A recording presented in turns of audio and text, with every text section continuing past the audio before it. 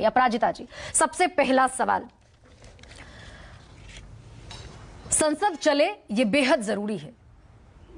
अब ऐसे में सत्ता पक्ष की जिम्मेदारी बनती है कि संसद चलाई जाए, तो ये जिद जो सत्ता पक्ष और विपक्ष के बीच की है, 267 हो या 176 हो, इसमें मणिपुर आखिर क्यों शर्मिंदा हो, या मणिपुर की अस्मिता क्यों तार तार हो, या मणिपुर में जो शांति बहाल होनी चाहिए या संसद के जरिए जो जवाब मिलना मणिपुर को चाहिए उसमें विलंब क्यों हो? अपराजिता जी। आप सबको मेरा नमस्कार। प्रणाम मैम। मुझे लगता है 140 करोड़ जनता को सत्ता पक्ष का आभिमुख्य पता है। हम संसद के अंदर चर्चा चाहते हैं, यह मैं नहीं कर रही हूं, यह हमारे जितने भी वरिष्ठ नेतागण हैं सबने कहा, आदरणीय राजनाथ सिंह जी ने कहा, और जो गृह मंत्री हैं जिनसे ये सारी बातें संबंध रखती हैं उन्होंने भी आज कहा। और जब वो कह रहे थे, मैं वहाँ लोकसभा में मौजूद थी, 20 तारीख से आज तक लोकसभा में बैठी हूँ, और जिस तरह से गैर जिम्मेदाराना बर्ताव विपक्षी लोग कर रहे हैं, हम तो अचंभित हैं। ये चर्चा से क्यों भाग रहे हैं, ये चर्चा क्यों नहीं चाहते हैं? आश्चर्य की बात है। देखिए, एक समय था पिछले अधिवेशन में किसी विषय को लेकर इन्होंने कहा कि सत्ता पक्ष चर्चा नहीं चाहती है। अरे हम तो इस बार कह रहे हैं कि हम चर्चा चाहते हैं। हमारे गृह मंत्री जी ने खुद खड़े होकर कहा। देखिए, दो बातें हो सकती है, हम अचंभित हैं, उत्तर हमारे पास नहीं है, ये जो भाग रहे इसका उत्तर नहीं है, लेकिन कहीं ना कहीं एक अंदेशा जरूर है। दो कारण हो सकते हैं। पहली बात, अगर चर्चा हो जाएगी और केंद्र सरकार की तरफ से गृह मंत्री साहब सारी बात सबके समक्ष उपस्थापित करेंगे, क्या क्या पदक्षेप हमने लिया और हम क्या राहत कार्य कर रहे हैं, क्या करने जा रहे हैं, हमारा आभिमुख्य क्या है, तो सुर्खियों में, अखबार की सुर्खियों में ये आना बंद हो जाएंगे। इन्हें टीवी चैनल्स पर आना है, इन्हें अखबार की सुर्खियों में आना है। देखिए, आज अगर चर्चा हो गई रहती तो हो सकता है आप आज टीवी डिबेट नहीं कराती। दूसरी बात मैं कह दूं, कहीं ना कहीं ऐसा लगता है कि बात निकलेगी तो दूर तक चली जाएगी, इसका भी अंदेशा है। ठीक है, मैं आपको लेकिन बड़े सम्मान के साथ, मैं बड़े सम्मान के साथ आपको रोकते हुए एक प्रश्न इसमें की बात करें। हाँ जी, इसमें एक प्रश्न में समाहित, हाँ जी, कुछ कह रही हैं आप अपराजिता जी, प्लीज। नहीं, यही मैंने कहा कि ऐसा इन्हें डर भी है कि हम राजस्थान और पश्चिम बंगाल और छत्तीसगढ़ की भी बात कह सकते हैं, तो इसलिए कहीं ना कहीं इन्हें यह भय है और इसलिए चर्चा से भाग रहे हैं। यह शब्द अपराजिता जी, सबसे पहले तो बतौर महिला, अपराजिता जी बतौर महिला, बतौर बीजेपी सांसद, मैं बड़े सम्मान के साथ आपसे ये प्रश्न पूछना चाहती हूँ कि देश की संसद, क्या मणिपुर पर चर्चा देश की संसद में होनी चाहिए या नहीं होनी चाहिए? देश डीमोनेटाइजेशन पर चर्चा के लिए बैठ सकता है, देश तमाम और मुद्दों पर चर्चा के लिए बैठ सकता है, लेकिन देश की आधी आबादी की अस्मिता जिस अंदाज में, जिस तरीके से तार तार मणिपुर की सड़कों पर हुई, और 19 जुलाई को लगभग 2.5 महीने बाद वो वीडियो देश ने देखा, उसके पहले तो सत्ता पक्ष इस बात से पूरी तरीके से क्या बेखबर था कि मणिपुर में क्या हो रहा है? 4 मई का वीडियो है, तो क्या अब वीडियो सामने आना यह तय करेगा कि देश को न्याय मिलेगा कि नहीं मिलेगा?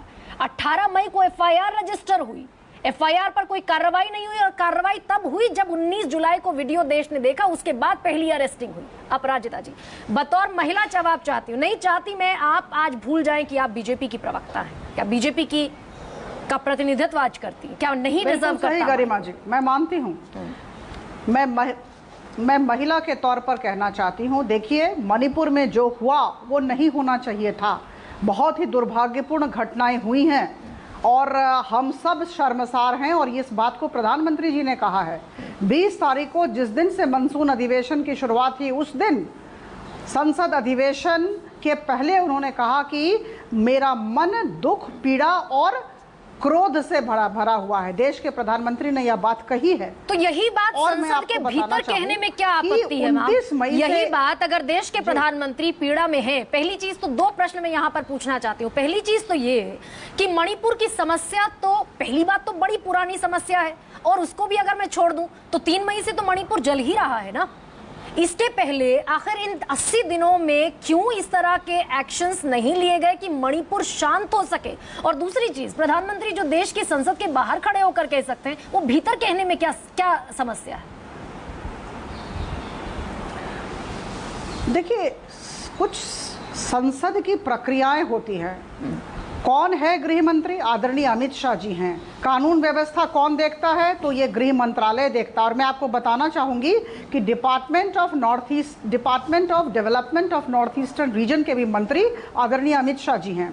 तो सबसे पहले तो जो विभागीय मंत्री हैं उन्हें स्टेटमेंट रखना होगा, उन्हें चर्चा की शुरुआत करनी होगी, उसके बाद ये अपनी बातें रखें। दिक्कत क्या है, उसके बाद क्या होता है कौन जानता है जी। लेकिन हम चाहते हैं कि ये हमसे जवाब मांगे, हम उत्तर देना चाहते हैं। और मैं आपको बताना चाहूंगी कि ऐसा कोई ना सोचे कि आदरणीय अमित शाह जी के नेतृत्व में या उनके गृह मंत्रालय के बैनर के अंतर्गत मणिपुर में शांति स्थापित करने के लिए काम नहीं हुए। देखिए, 29 मई से 1 जून तक वे वहां थे। उन्होंने करीबन 40 आईपीएस ऑफिसर्स को वहां तैनात किया, 40,000 ट्रूप को तैनात किया। और मैं आपको बता दूं, जितने भी अन्य काम होने हैं, राहत कार्य, राशन देना, औषध, ये दवा औषधि देना, ये सारे कार्य होते रहे। और यहाँ से मॉनिटरिंग हुई, वहां भी मॉनिटरिंग हुई, केंद्र सरकार और राज्य सरकार। लेकिन प्रधानमंत्री नरेंद्र, आप कहते हैं, मैंने बीजेपी के छोटे से छोटे और बड़े से बड़े नेताओं को कहते हुए सुना। मैंने बीजेपी के कैबिनेट मंत्रियों को जब चुनाव प्रचार के लिए जाते हैं तो ये कहते हुए सुना कि सिर्फ एक चेहरा, सिर्फ एक हीरो। और जब सवाल पूछा गया कि पार्टी क्या, तो जवाब ये आता है कि हमारे पास अगर इलेक्शन में चुनाव जिताने के लिए एक ऐसा चेहरा है जिस पर पूरा देश भरोसा करता है, जिसके पीछे चलने के लिए पूरा देश तैयार हो जाता है, तो हम क्यों ना फक्र से कहें, क्यों ना गर्व से कहें कि हमारे पास नरेंद्र मोदी जैसा करिश्माई व्यक्तित्व और करिश्माई नेता है। तो अगर देश इस मुद्दे पर, मणिपुर पर, विपक्ष अगर प्रधानमंत्री से जवाब चाहता है और प्रधानमंत्री पीड़ा में है, दुख में है, तो मैं स्वयं चाहती हूं कि वो देश के प्रधानमंत्री जिनका करिश्माई व्यक्तित्व है, और निश्चित तौर पर 2014-2019 हमने देखा, तो क्या समस्या है कि प्रधानमंत्री, क्या कोई टेक्निकल दिक्कत है, किस तरह की परेशानी है कि प्रधानमंत्री संसद में बयान नहीं दे सकते? और क्यों ये सत्ता पक्ष, ये क्योंकि चलाने की जिम्मेदारी संसद आपकी है, तो 267 के तहत अगर अनिश्चितकालीन चर्चा हो जाएगी सभापति के विवेक पर कि कब तक होनी है, कब तक चर्चा की जा सकती है इस मुद्दे पर, तो मैम बस मैं ये चाहती हूं कि डेडलॉक तोड़ने की जिम्मेदारी ये सत्ता पक्ष क्यों नहीं ले लेता? स्पष्टता के साथ कह दूं कि आदरणीय प्रधानमंत्री जी और उनकी सरकार की नीति और नीयत पर प्रश्न चिन्ह न लगाई जाए। इन 9 वर्षों में प्रधानमंत्री साहब खुद नॉर्थ ईस्टर्न स्टेट्स करीबन 50 बार गए हैं और उनके जितने केंद्रीय मंत्री हैं करीबन 400 से अधिक बार गए हैं। तो नॉर्थ ईस्ट हमारा फोकस है। हम लुक ईस्ट नहीं कहते, हम एक्ट ईस्ट कहते हैं। तो ये कह देना कि हमने उधर ध्यान नहीं दिया, ये बिल्कुल गलत है, बेबुनियाद है, आधारहीन है। और जहां तक आदरणीय प्रधानमंत्री जी के नेतृत्व का सवाल है, निश्चित तौर पर उनके नेतृत्व पर हमें फक्र है और निश्चित तौर पर मैं कहूंगी कि वो हमारे चेहरा हैं और हम गर्व करते हैं।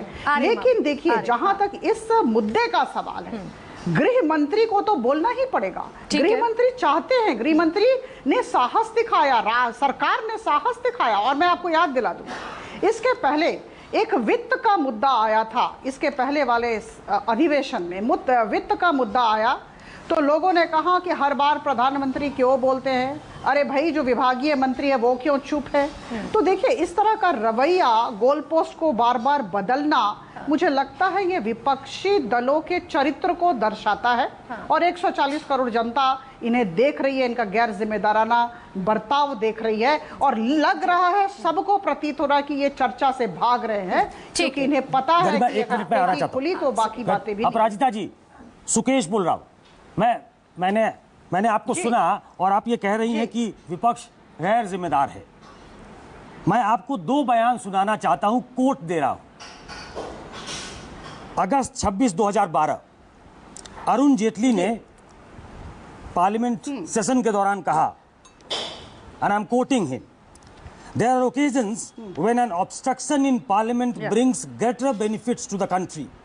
Our strategy does not permit us to allow the government to use parliament without being held accountable. We do not want to give the government an escape route through debate. इसका हिंदी तर्जुमा करने की मेरे ख्याल से जरूरत नहीं है। उन्होंने मोटे तौर पे ये कहा कि हम गवर्नमेंट को एक स्केप रूट नहीं देना चाहते। ये आपके विपक्ष के नेता थे राज्यसभा में 12 में। जब आप विपक्ष में होती हैं तब आपका चेहरा कुछ और होता है, सत्ता में होती हैं तो कुछ और होता है। एक बयान और याद करा दूं, सुषमा स्वराज लोकसभा में विपक्ष की नेता थी। उन्होंने सितंबर 2012 में कहा, we had to stall parliament to expose the government and its corruption. Anyway, it's the government's job to run the parliament, not of the opposition. अब जब आप सत्ता में हैं तब आपने विपक्ष पे आरोप लगा दिया। जब आप विपक्ष में थी तो ये पूरी जिम्मेदारी सत्ता पक्ष की थी। तो ये दोहरा चरित्र दिखाई देता है। ऐसा क्यों है?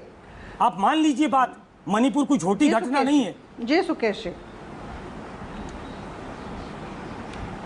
देखिए सुकेश जी, बिल्कुल छोटी घटना नहीं है। छत्तीसगढ़ और पश्चिम बंगाल और राजस्थान भी छोटी घटनाएं वहां नहीं हो रही है। ये भी बात को हमें नजर में रखना होगा। उठाइएगा उसको पार्लियामेंट में चर्चा के दौरान। कहीं ना कहीं लगता है कि विपक्ष इस विषय को लेकर गंभीर नहीं है। और मैं कह दूं, यहाँ तो ऐसी सरकार है, प्रधानमंत्री मोदी जी की सरकार पर तो मुझे फक्र है।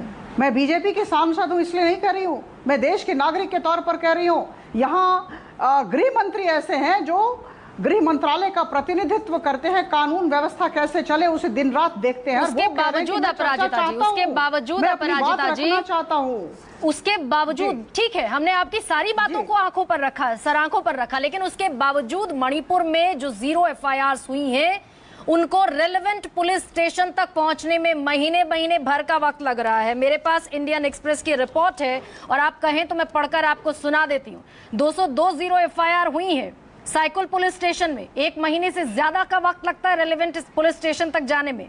800 FIR हुई है कांग पोखपी में। इसके अलावा 1700 0 FIRs हुई है चूरा चांदपुर में। मोइरांग में 1257 0 FIR हुई और ये मणिपुर के higher super officials, police officials कह रहे हैं। तो क्या इतनी संजीदा घटना, 0 FIR का मतलब ही यही है मैम कि जहां पर हो विक्टिम उसे वहां कम से कम रजिस्टर करने की आजादी मिल जाए। रेलेवेंट पुलिस स्टेशन तक पहुंचाना तुरंत काम है इतने गंभीर अपराध में। ये नहीं हो रहा है मणिपुर में। इस पर मैं जवाब चाहती हूं बस आपसे। और अभी जैसे सुकेश जी ने कहा आपसे, देखिए जैसा है आपने कहा, मैं बिल्कुल मानती हूं जो हो रहा है वो बिल्कुल गलत है। लेकिन मैं कह दूं, यह कहते हुए भी कि normalcy, we are limping back to normalcy in Manipur, इस बात को भी हमें मानना पड़ेगा। और दूसरी बात, यह अक्षम्य अपराध है जो आपने कहा, 0 FIR और किसी तरह के पदक्षेप न लेना। लेकिन मैं किसी भी तरह की आत्मरक्षा में यहाँ नहीं बैठी हूँ। मैं कहती हूँ कि आपके जितने प्रश्न हैं या फिर जितने लोगों के मन में या दिमाग में जितने प्रश्न हैं उनका उत्तर गृह मंत्री देना चाहते हैं। अरे चर्चा में तो आइए, इतना तो साहस दिखाइए, भागिए मत, चर्चा में आइए, हमसे सुनिए, हमें प्रश्न कीजिए। हम अपराजिता जी, लेकिन संसद में चर्चा तो 80 दिन बाद हो रही है ना अपराजिता जी। मॉनसून सत्र तो अब शुरू हुआ है और चर्चा के लिए अब मॉनसून सत्र बैठना चाहता है। जैसे आप कह रही हैं कि चर्चा तो कीजिए, लेकिन ये घटना ना तो आज की है और ना मणिपुर आज से सुलग रहा है। 80 दिन मिले आपको, 80 दिन मिले लॉ एंड ऑर्डर को कंट्रोल करने के लिए, 80 दिन मिले आपको कि मणिपुर की अस्मिता आप बचा ले जाएं। बहुत सारे गंभीर सवाल हैं, बहुत सारे प्रश्न हैं, लेकिन मैं लौटूंगी आपके पास।